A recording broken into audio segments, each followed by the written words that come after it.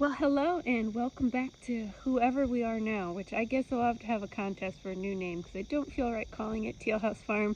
We're not at the Teal House, and not that we ever really were a very big farm, but definitely not going to have any sheep anymore out here. But I just wanted to say hello. Okay.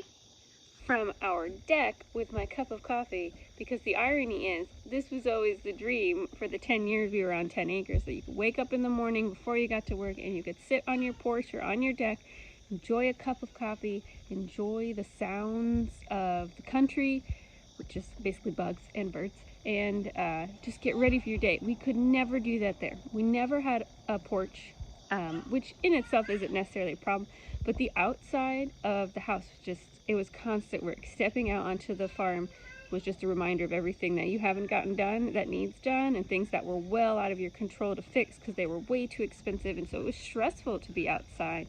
The first few years you just look past it because you'd say, oh, I'll get to it, and then year 5 you're like, we're not going to get to it, we're never going to have the money for the type of equipment it's going to take and things like that.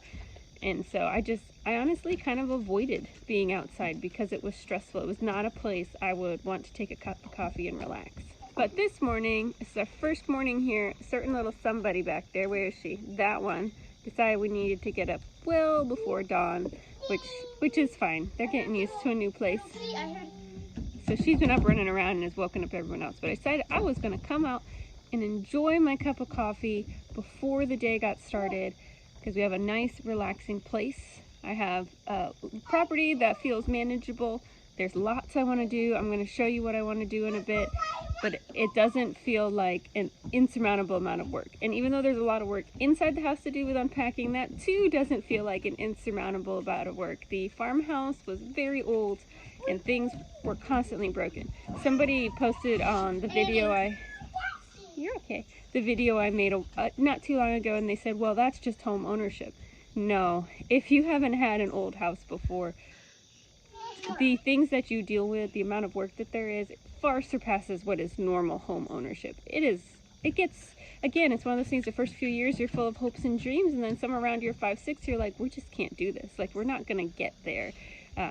It costs amounts of money we're never going to have, and even sometimes, even if you have enough money, the problems are just too bad. Like, the house just needs to be taken down. So inside the house was stressful for those things. Outside the house was stressful, and it just wasn't a place we ever felt like you could sit down and relax. And I'm so thankful now for a home that we don't have to worry about the water doesn't work, the sewer doesn't work, there's major foundation issues, there's old termite issues, there's copperhead snakes everywhere outside and all sorts of stuff. Those worries are behind me, and we have a place where we can relax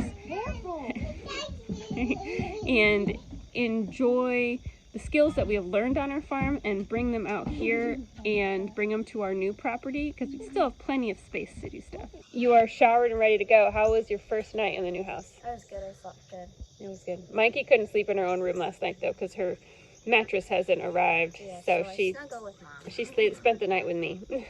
We actually were not supposed to be moved in and sleeping here for another couple of days because Sam is gone, and he's actually at a softball tournament, which is super random, but he's having a great time. The plan was to move when he gets back, but the well at the farm went out again, and I mean, you could fix it. It's not like, oh, you know, like it's dead. I just had enough. I was like, this is it. Like, I'm not crawling through the basement again, flipping all the switches, getting it just right so that the water turns back on. I was like, we have a lot of stuff moved. Let's just pack up the fridge so there's food. Let's just go. So we're a couple beds short because we have a couple new mattresses getting delivered. It was important to me. The kids have spent their whole life always having hand-me-downs for everything. And so we decided when we moved, saved up all the money to move, that we were going to put some money aside. So everybody got to pick a new bed frame and a new mattress. And almost all of them are here, but Micah's isn't here yet. And Annie's bed frame is here, but not her mattress. So there was some bunking up last night, but hopefully they get here today, and then everybody will have their own beds. Anyway, everyone's starting to get up, but I'm going to show you real quick the property, just the general idea. I'm going to do like a tour video coming up. We're going to show you what all our plans are for the property, but let me show you. Give you a quick scan. It's about 3/4 of an acre. It is completely fenced in the back, and it's amazing how much space 3/4 of an acre actually looks like. Coming from 10, I was afraid it was going to feel just like a postage stamp, but it's actually still an incredible amount of land. And this is very similar in size to the amount of property that we actually kept mowed at the farm for the kids to play in and for the gardening and chickens and stuff like that. So really, we've only given up pasture for sheep. And after 10 years of dairy goats and sheep, we're just kind of over them, like, for now. Am I saying I'm never going to do it again? No. Could there be a point where my kids are all grown up and I'm like, let's go get a couple acres and get a couple goats or sheep again? Maybe. Is it going to be anytime soon? Nope. I'm done chasing animals out of the street for right now. These are 3 raised beds that are similar in size to the raised beds I had at the farm when I had 3 of those. So that gardening space is the same. I haven't decided exactly how I want to expand the garden. I have some thoughts, and so I'm going to sit with them for a little bit before I bring them to you. But we will add a little more gardening space. And we're also going to sit with the land for a little bit, watch how it drains when it rains. We've been in a drought, so it's really hard to tell where the water puddles. So we got to give that a break. And we're starting over with chickens. Decided that trying to move our chickens and the children and the house all at one time was just one too many things. So we gave our goose, our ducks, our chickens to some friends. They can enjoy them. And we're going to start with some baby chicks again in the spring. And now that we've done it multiple different ways, I feel like we have a really good plan for how we're going to do chickens that is not very labor intensive and is going to be fun for the kids to be involved in and easy for the little kids to be involved in, because sometimes that's a challenge.